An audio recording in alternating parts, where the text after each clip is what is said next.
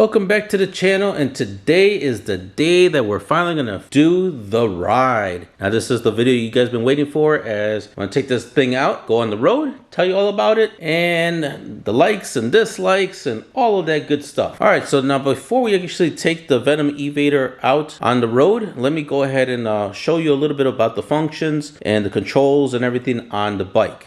Now, first things first, you're gonna notice that I do have a lot of modifications already done to the bike, but don't worry, I have a video for everything I've done to this bike and how to install it, how to do it, and everything. So first things first, we do need to do is we're gonna go ahead and turn it on. Now you're saying, well, why are you gonna open up the little storage box to turn it on? Well, because inside of this storage box, there is a master on and off switch. Now this is gonna be the master on and off switch, I'll show you in a second, that anytime you're not riding this electric motorcycle, you want to turn off the switch. That way it'll kind of conserve the battery for a future ride. If you're not charging it, of course. If you're charging it, you want to make sure that this circuit breaker is in the on position when you charge it, because if you turn this thing off, it's not going to charge the battery because it's connected. So make sure this thing is on when charging. All right, so here is the little circuit breaker that I was telling you about. Right now it's switched to the off position, which forward is off, and to turn it on, it's pushing it back.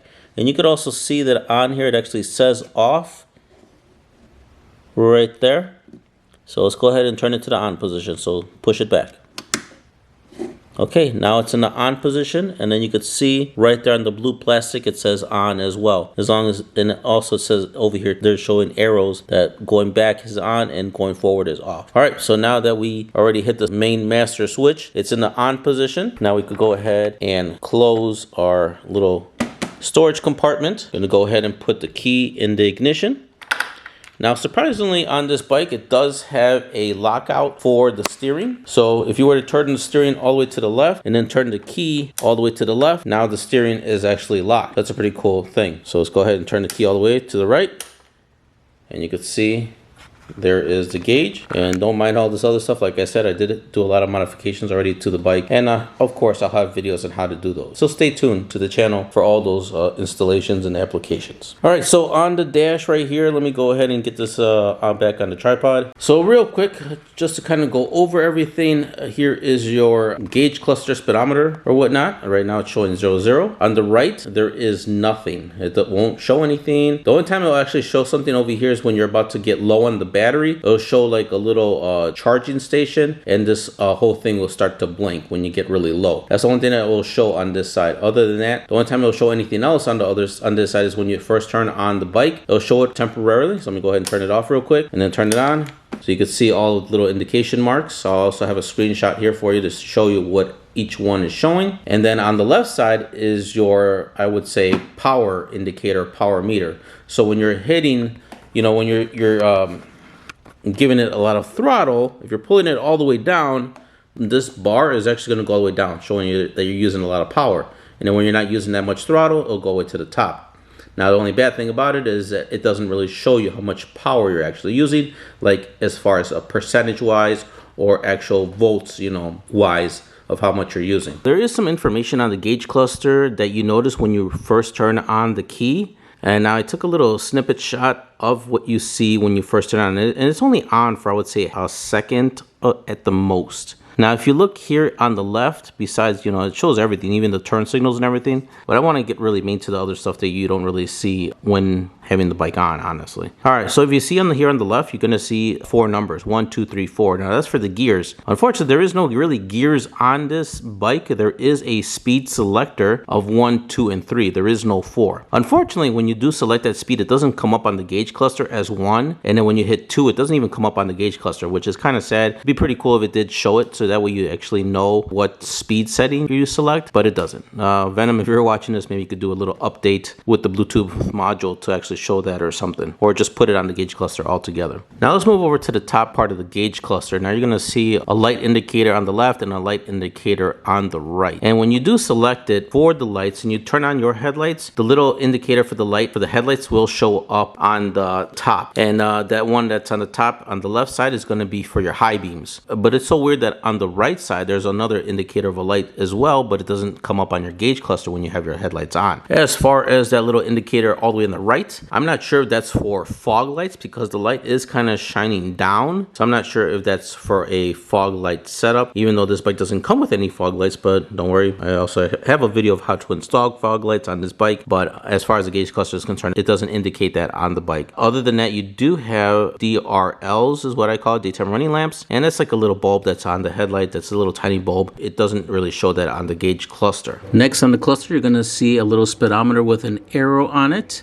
That's going to be in conjunction with another icon. It's going to be a throttle with a little arrow over that. Now that is for cruise control. That's only available if you get the Bluetooth module. Unfortunately, the bike does not come with it. You have to buy it separately. And don't worry, there'll be a video coming up soon for that installation. Next, if we go to that other curvature of the gauge cluster, you see that there's some icons there. And the first icon is the ECU. Now, I'm guessing if there's an issue with your ECU, I'm sure that's going to come up. So far, brand new bike, so no issues with the ECU. Next, you have the letter M in a circle. I have no clue what that means, and there's nothing in the manual about it. After that, you got a circle with an exclamation point. Again, I have no idea what that means, as it hasn't come up, or there's no information again on the gauge cluster as well. Now, below it, it's going to show like a gas pump, but instead of a little handle for a pump, it's actually a cord with a plug on it. Now, that's the low voltage indicator. So when you're low on battery, that's actually going to come up, because I've already experienced that. That's actually going to come up on your gauge cluster. It's going to blink, and it's only going to be that icon. No other icons will be on, and that will come up when you're getting very low on voltage and telling you do need to get to a charger quick. I would say once you see that come up on your gauge cluster and it starts to blink, I would say I couldn't really tell you how many miles you have, because obviously the miles on this E-vader is way off and it doesn't really show you correctly. But as far as minutes, I would say you would have around 20 to 30 minutes to get somewhere to put this on the charge, because after that it's going to kind of go into a limp mode and you won't be able to go really fast. I would say really crawling speed is what the speed you're going to be getting once it gets to that very low voltage. After that, we have a letter R in a circle. I'm guessing that's just trademark. That doesn't do anything. Next, you have a little wrench, and that's for service. So if your bike happens to need service, that little icon should come up. It's a brand new bike, so it hasn't come up for me. Next is going to be the Bluetooth icon. I do have the Bluetooth module, but for some reason, when I do connect to it,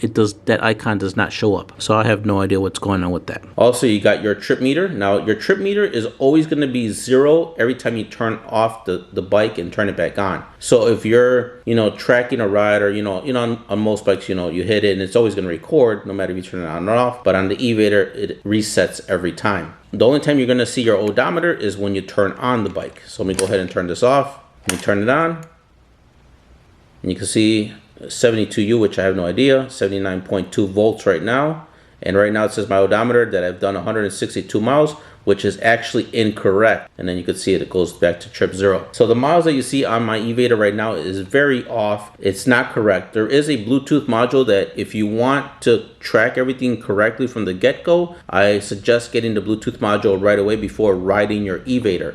I'll have a link down in the description down below of this video on how to purchase that particular Bluetooth module, and I also have videos coming up soon on how to calibrate the E-vader and calibrate the miles per hour and a lot of other fun stuff on that, and also kind of give you a little boost on speed for a little extra power. All right, so that's pretty much that on the gauge cluster. These little humps over here are not buttons. They don't do anything. It's just plastic, and it's just for decoration of the gauge cluster. Now when you're wondering about the gauge cluster, it does resemble a Honda ground gauge cluster. So that's that. It shows miles per hour here, but I'll soon show you as we get out there that this is a little sketch, as it doesn't really calculate the correct miles per hour. Actually, since this bike is from China, they don't even go by kilometers per hour. I found out that it actually goes by meters per second, and you'll see why. Anyhow, I'm gonna go ahead and turn this off. And let's move on to the controls. All right, so over here on the left side is just a regular grip. This is not clutch. This is actually a brake handle. So you do have a left and a right brake handle. So this side slows down the front, and this side slows down the rear. Next, you're gonna see a blue switch here, and that's for your lights. So I'm gonna go ahead and turn on the bike again. And when you hit the switch over here, you're gonna notice that nothing's happening because the lights are not on. Let's actually go over to this side. Now over here you have your controls for your kill switch. The up is to kill it, the bottom is to actually turn it on. So when you have it on, now even though you have your side stand down, you could actually turn the throttle and it'll actually move. As you can see, it just moves, so I didn't want to go too hard.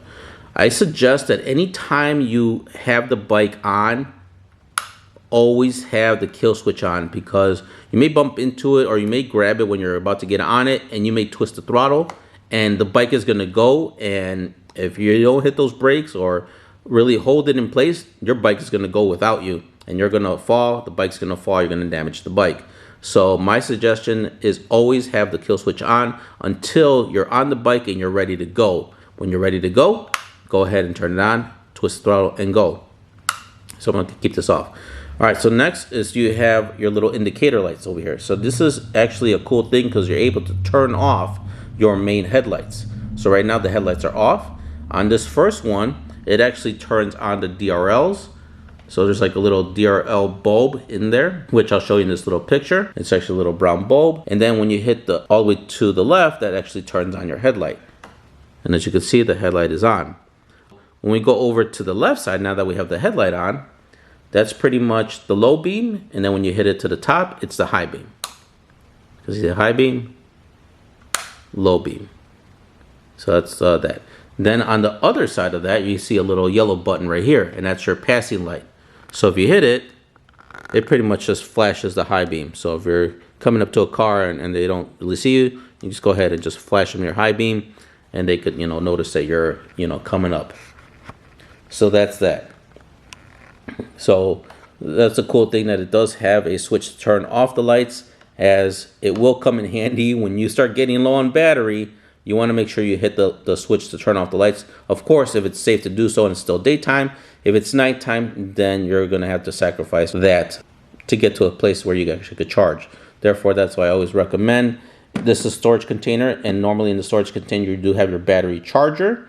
So you want to make sure you have your charger with you at all times, because you never know. If you're not careful on tracking your mileage or whatnot, you can, ride until you go out of range. In the manual, it says that you could go up to 30 to 50 miles of range, but give or take, if you're constantly on the throttle, let me make sure that's off. If you're constantly on the throttle all the time, of course, and you're going up and down hills, that's gonna, decrease your mileage range. Next, going on down here, red button, obviously we don't have an electric start on it. This is an electric motorcycle. So if you were to press this button, it actually activates the horn. So that's the horn on that side. And surprisingly, when you go to this side, there's an actual button that actually shows a horn. I'm not sure why they didn't put an image over here of a horn as well, to show it, but well, now you know. So those are the two horn buttons. So next, let's go on over to this side as well again. You're gonna notice there's gonna be a 1, 2, and 3. Now that's actually your speed modes. So when you're starting off, you want to make sure you're on 1. Once you max out the speed on number 1, you want to hit it to number 2.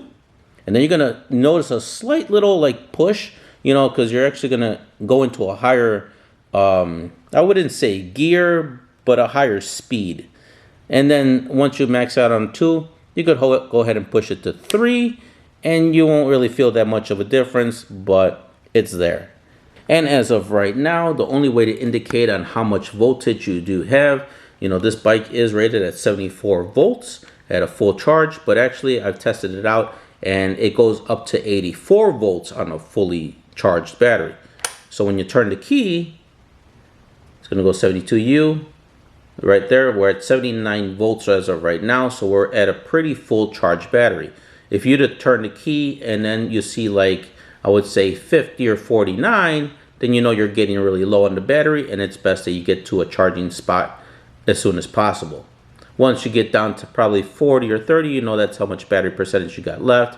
And then if you go down to probably 20, if you ever get there, the battery is almost depleted, and you definitely need to get to a charging port.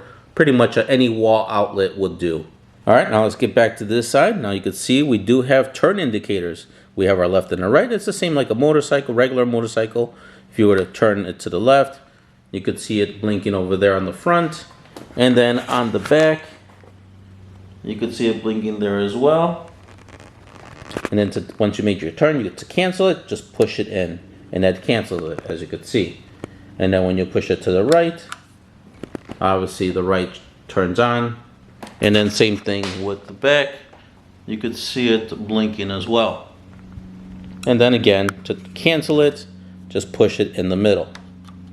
And that cancel it, and you could see that it's off. All right, well, I think that pretty much covers everything, minus that obviously this is the throttle. And let's already get out there on the road and give it the ride. So as you guys can see right now, before I get out there, obviously I have my phone, to show for the speedometer, as I do have a speedometer app right now, and that's what I want to kind of show you guys, as the speed readings on the bike is going to be completely off from real time. And then obviously I got my camera mount here. I'm going to install my 360 so you guys could get an overall complete footage or video of me riding and how kind of the bike looks like with me on it. Right back here is the main hub motor, I would say, and it's a 2000 watt motor, and that's pretty much where all the power is coming from. There is no gears, there is no belt, there is no chain, no sprocket, no nothing. It's just this wheel, which makes it amazing, as pretty much maintenance is pretty much close to zero. You can see on here there is no gears, and then when we go to the other side, as you can see, there is no gears here as well. One thing that's here is the rotor. Time to get it out on the road and let's go give it a try.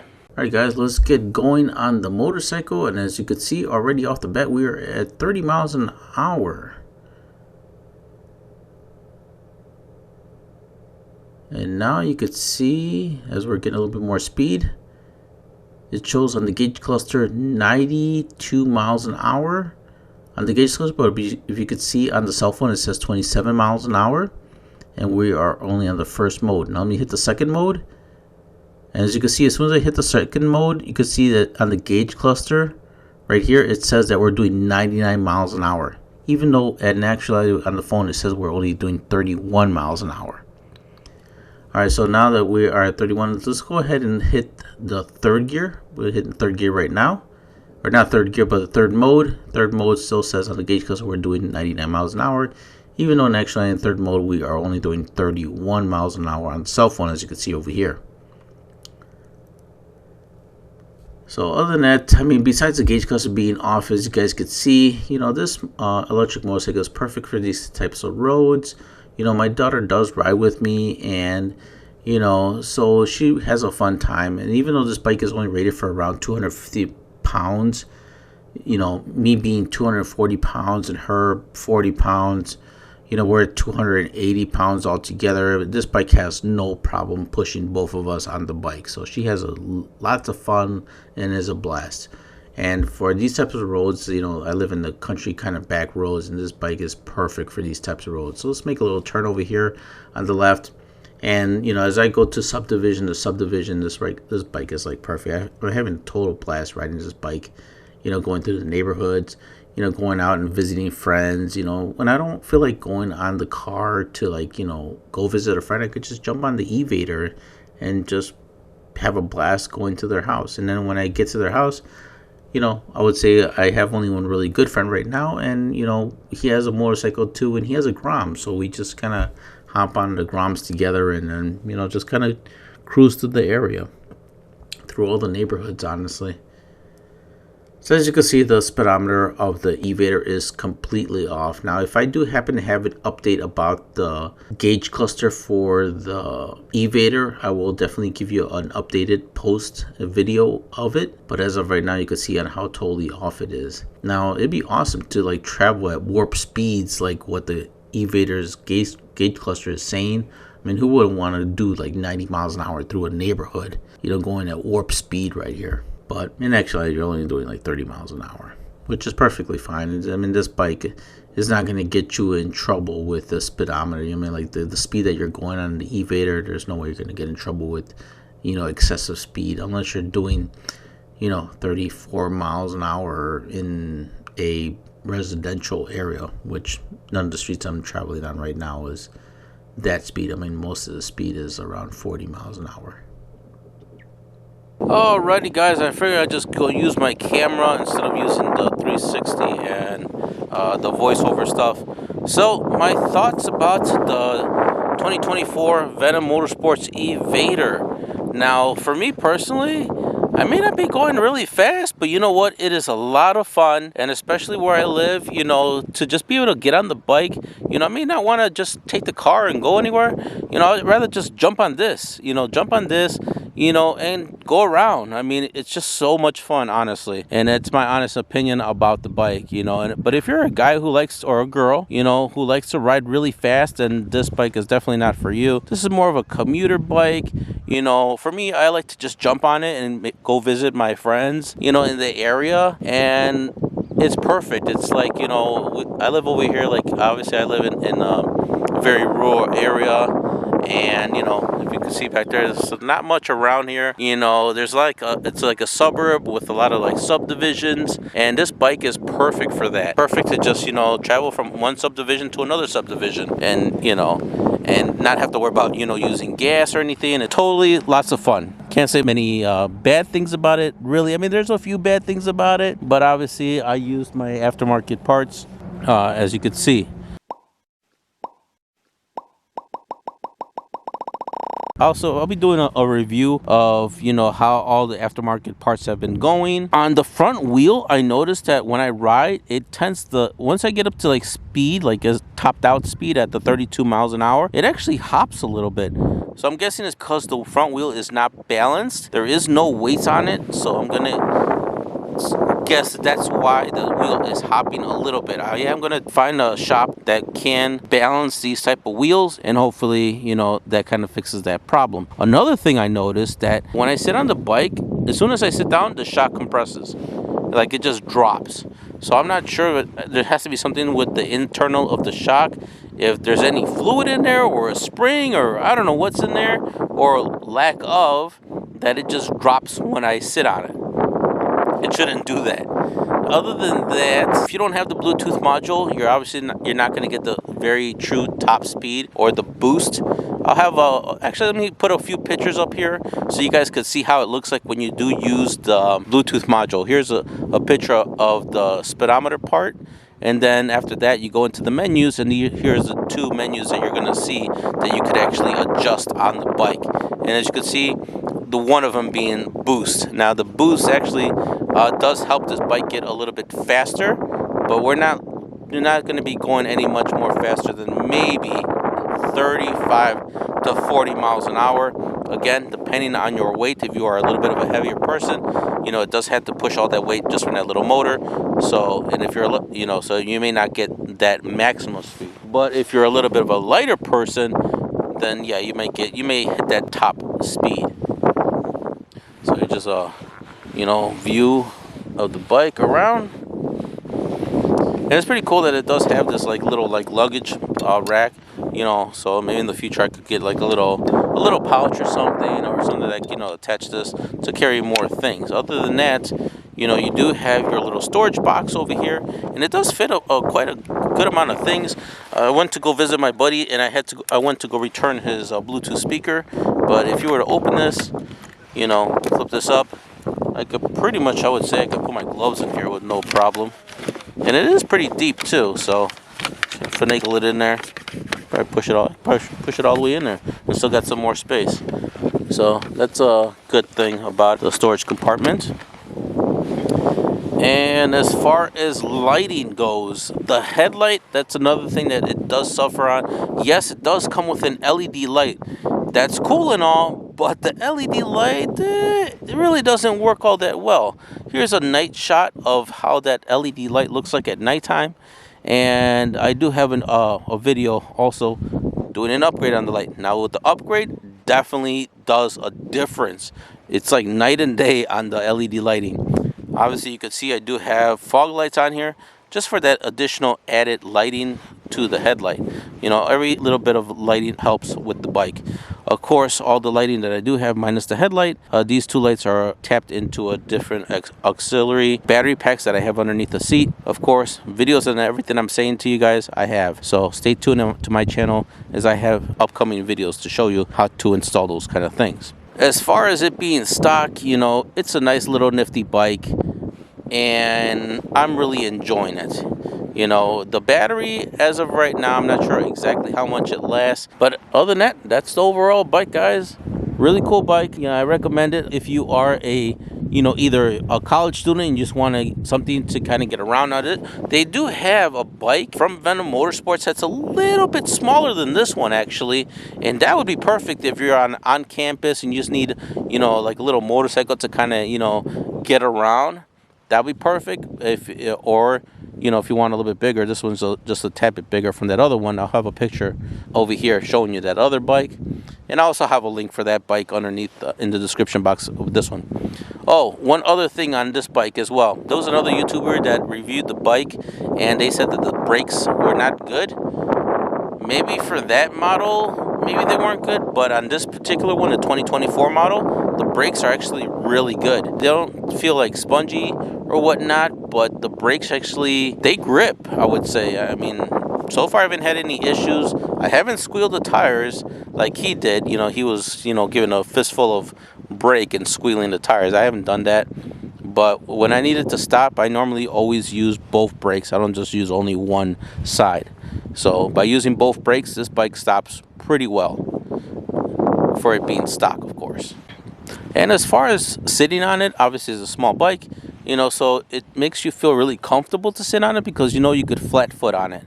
You're not on your tippy toes, you know, afraid that you might, you know, drop the bike or anything. So you are, when you sit on it, you're pretty much bent knee and flat footing on the bike. So that also gives you confidence on riding it. It's, you know, total maneuverability on it's really good. And as far as leaning, I haven't leaned it really crazy, but the stock tires are not bad. I haven't slipped on them, so that's really good. The seat is very squishy and comfortable. And I would say that's about it, guys. So let's get back on the bike. Let's continue riding. We are dreaming in the dark. We are nothing more than dust. Search but you stay lost. We are reaching for the stars, but we're making this too hard. And I wonder where you are. Mysterious, that's the part you always show, 'cause you're too curious. Maybe you should take it slow. Mysterious.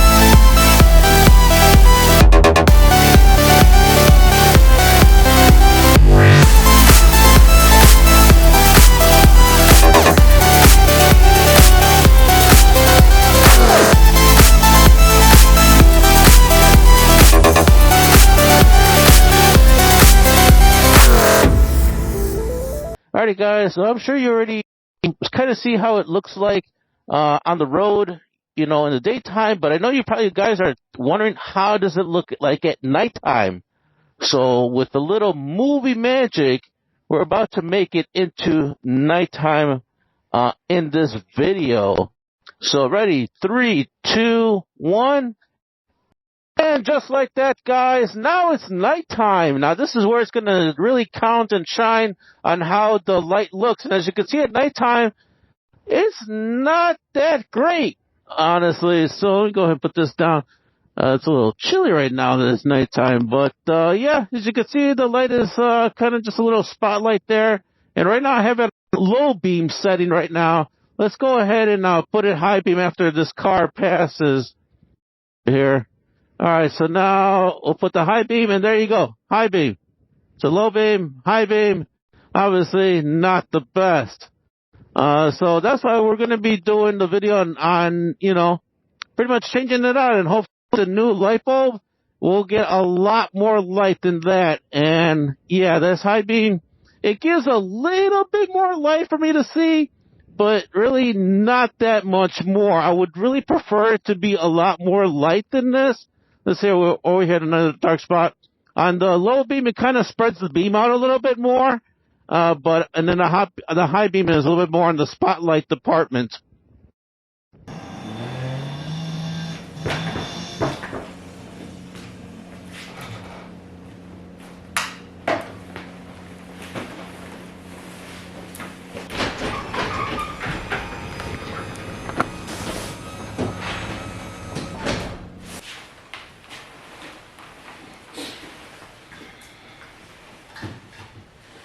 Alrighty guys, that pretty much concludes the ride. Hopefully you found this video super informative, as I try to be very detailed on all the controls and everything about this electric motorcycle.